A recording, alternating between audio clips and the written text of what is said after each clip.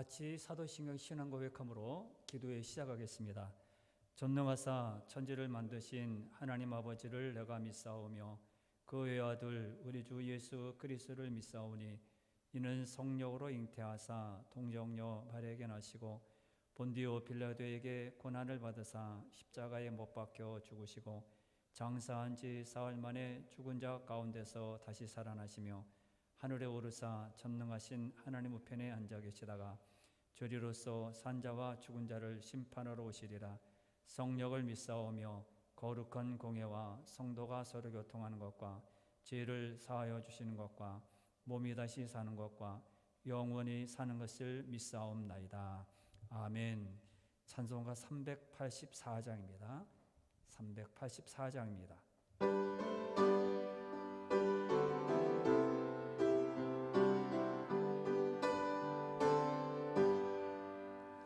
아예 갈 길 나가도록 예수 인도하시니 내 주 안에 있는 긍휼 어찌 의심하리요. 믿음으로 사는 자는 하늘 위로 갔겠네. 무슨 일을 만나든지 만사형통하리라. 무슨 일을 만나든지 만사형통하리라. 나의 길 나가도록 예수 인도하시니 어려운 일 당한 때도 족간을 해주시네. 나는 심히 고단하고 영혼내 무가라나. 나의 앞에 반석에서 샘물 나게 하시네. 나의 앞에 반석에서 샘물 나게 하시네. 나의 길 나가도록 예수 인도하시니 그의 사랑 어찌 큰지 말로 할 수 없도다. 성령과 받은 영혼 하늘 날아갈 때에 영영 부를 나의 찬송 예수 인도하셨네. 영영 부를 나의 찬송 예수 인도하셨네.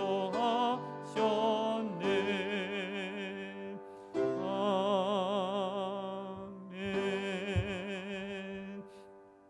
하나님의 말씀은 사무엘상 29장 6절과 7절 말씀입니다. 사무엘상 29장입니다. 458페이지입니다. 458페이지 사무엘상 29장 1절부터 11절까지 다 전체를 다 읽어야 하지만은 6절과 7절만 읽어드리겠습니다. 아기스가 다윗을 불러 그에게 이르되 여호와께서 살아계심을 두고 맹세하노니 내가 정직하여 내게 온 날부터 오늘까지 내게 악이 있음을 보지 못하였으니 나와 함께 진중에 출입하는 것이 내 생각에는 좋으나 수령들이 너를 좋아하지 아니하니 그러므로 이제 너는 평안히 돌아가서 블레셋 사람들의 수령들에게 거슬러 보이지 않게 하지 말라 하니라. 아멘. 오늘 본문의 내용은 다윗이 어려움을 당하는 그런 내용입니다. 사울이 다윗을 죽이려고 하는 그런 모든 계획들, 그런 군사들을 모집하고 다윗을 죽이러 쫓아다니게 됩니다. 그래서 피해서 이제 블레셋 땅으로 넘어가게 됩니다. 27장, 오늘 29장을 보았는데 27장 1절과 2절에 보면 다윗이 그 마음에 생각하기를 내가 후일에는 사울의 손에 잡히리니 블레셋 사람들의 땅으로 피하여 들어가는 것이 좋으리로다. 사울이 이스라엘 온 영토 내에서 다시 나를 찾다가 단념하리니 내가 그의 손에서 벗어나리라 하고 다윗이 일어나 함께 있는 사람 600명과 더불어 가드 왕 마옥의 아들 아기스로 건너가니라. 이렇게 기록되어 있습니다. 사람은 누구라도 죽을 것 같으면 이렇게 살 길을 찾기 마련입니다. 다윗은 사울이 자기를 죽이려고 계속 쫓아다니고 군사를 동원해서 자기가 있는 곳을 쳐들어왔을 때 결코 숨을 수가 없었고 살 수가 없었습니다. 그래서 어떻게 됩니까? 아기스 블레셋, 이 골리앗이 있는 블레셋 아기스에게로 도망을 가게 됩니다. 아기스는 블레셋 가드 지역 방백이면서 블레셋 전체를 대표하는 왕이기도 합니다. 이때 다윗을 따르는 자가 600명이었다 이렇게 말합니다. 그러나 여자와 이렇게 어린아이를 합치면 2-3천 명쯤 될 수 있습니다. 이 사람들이 피할 수 있는 것은 없었습니다. 그래서 어디를 가든지 그곳에 숨길을 이렇게 숨어도 다 발각이 됩니다. 그러므로 이것은 숨을 수가 없었던 것입니다. 그래서 다윗은 더 이상 사울에게 이렇게 쫓겨다니지 않고 피하고 싶어서 블레셋 왕 아기스에게로 넘어가게 됩니다. 이것은 여러모로 좋은 것입니다. 세상적인 모든 판단으로 보면 여러 가지로 좋은 겁니다. 다윗 편에서 보면 더 이상 사울 왕이 쫓겨다니지 않아도 되고 피해 다니지 않아도 됩니다. 누군가가 자신을 죽이려고 쫓아온다고 생각하면 마음이 편하지 않죠. 그런데 더 이상 다윗은 쫓겨다니지 않아도 됩니다. 편합니다. 그곳에서 갔으니까 이제 남의 땅이니까 그 땅으로 넘어오지는 않죠. 사울 왕도 마찬가지로 좋습니다. 왜 백성들의 마음이 점점 다윗에게로 넘어가니까 왕으로서 이제 불안한 겁니다. 그런데 다윗이 블레셋 땅으로 가버렸으니 더 이상 이제 괴롭히지 않아도 됩니다. 쫓아다니지 않아도 됩니다. 또 블레셋 왕 아기스를 편에서 보면 이스라엘이 이제 계속 전쟁을 하는 그런 나라입니다. 다윗이 이스라엘의 왕이 되면 골치 아픕니다. 이 젊을 때 이렇게 골리앗을 물리쳤으니까 이제 점점 성장해서 나라가 더 강성하게 되면 블레셋과 대등 관계가 되어서 맨날 싸워야 합니다. 그는 골리앗을 무너뜨린 사람입니다. 넘어뜨린 사람입니다. 블레셋 아기스 입장에서 보면 미래의 강력한 적이 될 수 있는 사람이 이제 싹을 자를 수밖에 없었고 그것을 물리칠 수 있는 좋은 기회가 됐습니다. 그런데 다윗이 스스로 찾아왔습니다. 아기스 왕으로 보면 얼마나 좋습니까? 이보다 더 좋은 일이 어디 있습니까?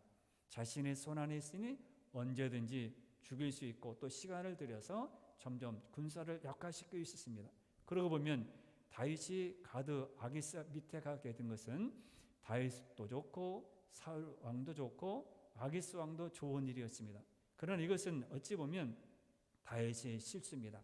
오늘 본문이 그것을 그대로 보여주고 있는데 만약 하나님께서 함께하지 않았고 하나님께서 블레셋 방백들을 움직이지 않았다면 다윗은 정말 지을 수 없는 큰 일을 일어날 뻔했습니다. 여기 세 사람이 다 좋으려면 조건이 하나 있습니다. 사울 왕도 다윗도 아기스도 좋으려면 전쟁이 일어나지 않아야 합니다. 왜 그렇습니까? 블레셋과 이스라엘은 항상 전쟁이 있었습니다. 전쟁이 없어야 세 사람이 평안할 수 있고 그냥 윈윈 잘 살 수 있습니다. 세 사람이 살 수 있습니다. 그러나 그렇게 보면 이 인간의 모든 계획대로 뜻대로 되는 일이 많지 않다는 겁니다. 그러나 전쟁이 일어납니다. 난처하죠. 오늘 1절에 보면 뭐라고 합니까? 29장 1절에 보면 두 나라 사이에 전쟁이 일어납니다. 블레셋군은 아벡에 집결을 하고 이스라엘군은 이스라엘에 집결을 하고 있습니다. 다윗은 어느 쪽에 서야 될까요? 이스라엘이 내 나라입니다. 이미 사무엘로부터 어릴 적에 이스라엘 왕이 될 것이라고 기름 부음을 받았습니다. 그러니 그가 이 전쟁에서 서야 할 자리는 이스라엘에 있는 이스라엘 군사 쪽에 서 있어야 합니다. 블레셋 각 고을의 모든 수령들은 수백 명씩 수천 명씩 자신의 주위에 지하는 군사를 이끌고 아기스의 뒤에 서 있습니다. 지금 다윗은 아기스 밑에 서 있었기 때문에 그 밑에 서야 합니다. 다윗은 당황했을 것입니다.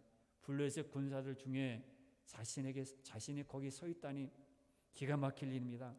하지만 아기스로부터 시그락을 받은 순간 이젠 선택권이 없는 겁니다. 이제는 돌이킬 수 없습니다.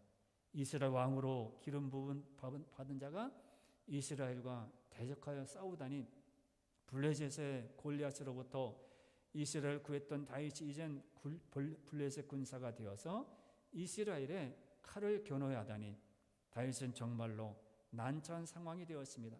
이스라엘과 싸우면서 이스라엘의 왕이 될 수는 없는 거죠. 자기 동족을 쳐놓고 내가 왕이다, 나중에 시간이 되어서 돌아와서 내가 왕이라, 그렇게 할 수 없습니다. 우리는 여기에서 하나님의 말씀을 뒤로하고 내린 결정은 가장 합리적인 것 같지만은 그렇지 않다는 겁니다. 어쩔 수 없어서 내린 결정이라 해도 결국 이런 난처함으로 오게 된다는 겁니다. 정말 나중에는, 지금은 순간에는 괜찮지만은 나중에는 난처한 경우에 처하게 된다는 겁니다. 그리고 이럴 경우에는 할 말이 없어집니다. 당신 옛날에 그랬잖아, 당신 우리가 어려울 때 이렇게 피해 도망다녔잖아. 지금 입장에서 다윗이 하나님께 뭐라고 구하겠습니까? 기도를 뭐라고 하겠습니까? 내가 지금 죽음이 앞에 와서 블레셋에 피해 있으니 여기 있을 동안만 블레셋이 이기게 해주세요. 그렇게 기도할까요? 아니면 나는 본래 이스라엘 사람이니 이스라엘이 이기게 해주세요. 그렇게 구할까요? 이스라엘 백성들에게 어떻게 자신을 변명할 수 있겠습니까? 내가 그래서 이렇게 했으니까 당신 받을라 그럴까요? 자신을 따라왔기에 어쩔 수 없이 동족에게 칼을 겨누어야 하는 자신의 군사들에게는 어떤 말을 할 수 있을까요? 군사들아, 내가 사실 이렇게 당신들도 다 알잖아. 그래서 내가 여기 와 있는데 전쟁이 일어난 거야. 어떻게 하겠어?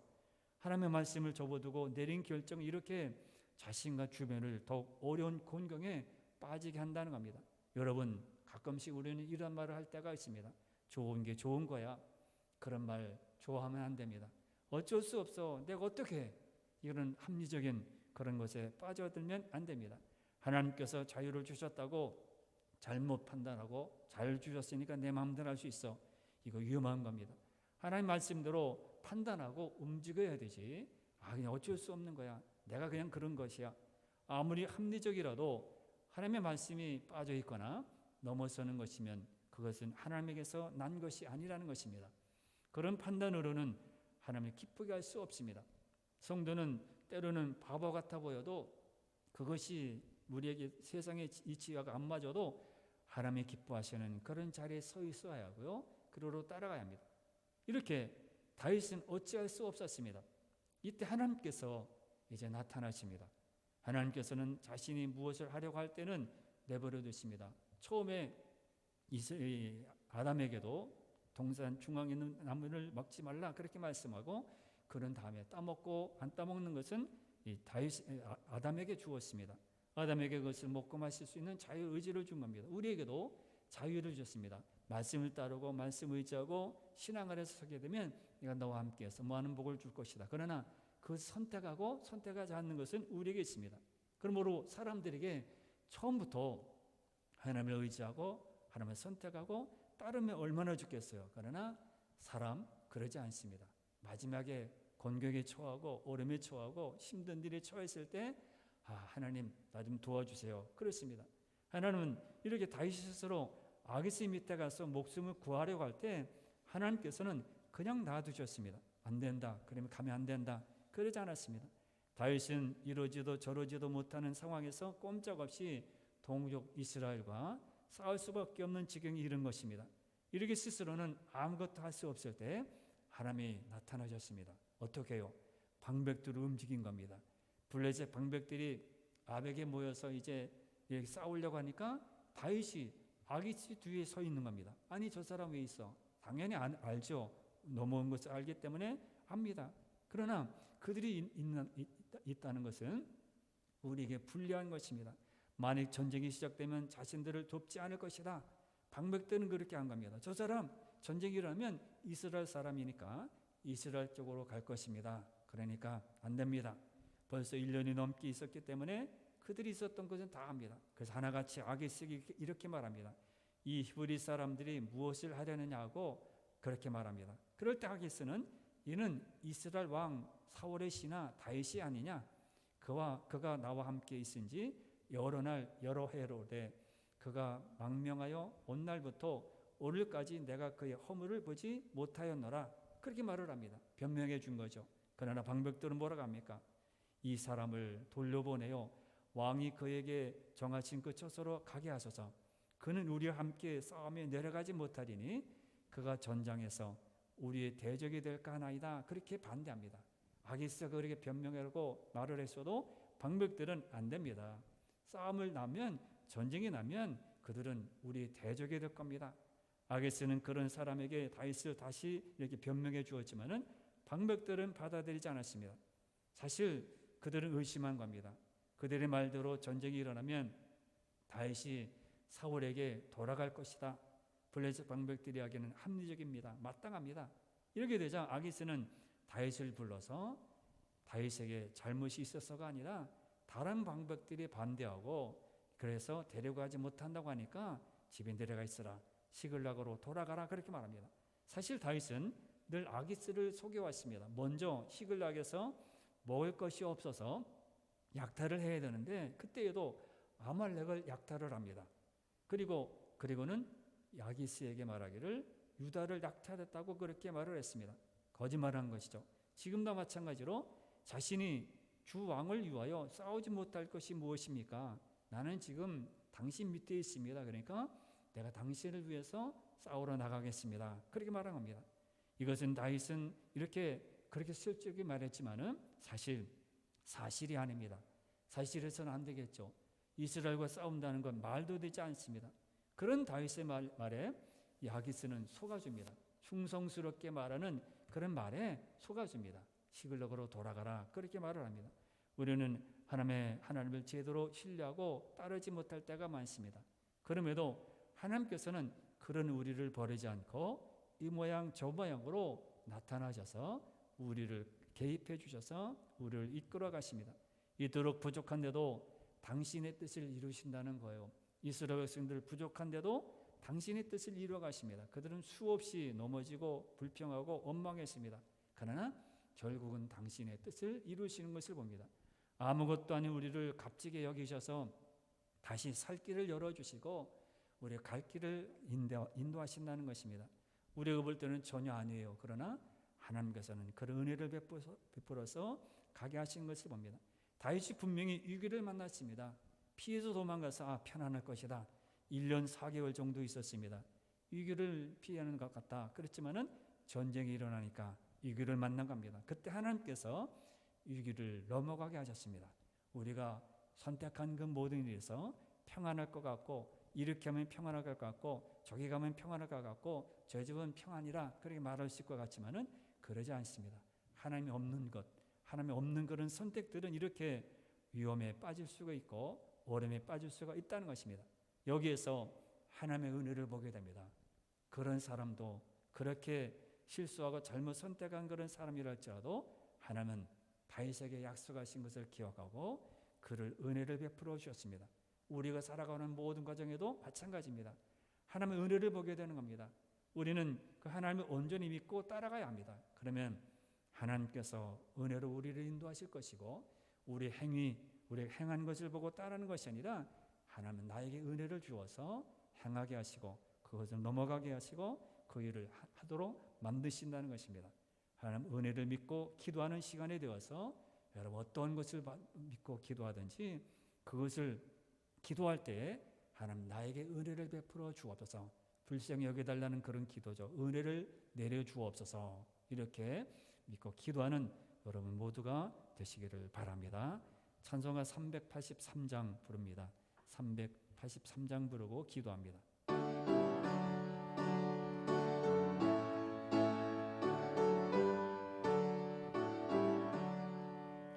눈을 들어 산을 보니 도움 어디서 오나 전지지은 주 하나님 나를 도와주시네. 나의 발이 실족지 않게 주가 깨어 지키며 택한 백성 항상 지켜 길이 보호하시네.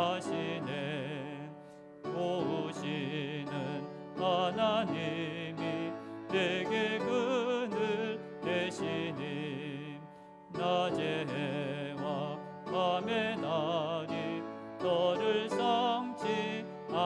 하네. 내게 화를 주지 않고 오늘 보호하시며 너의 주님 지금부터 영영 인도하시니.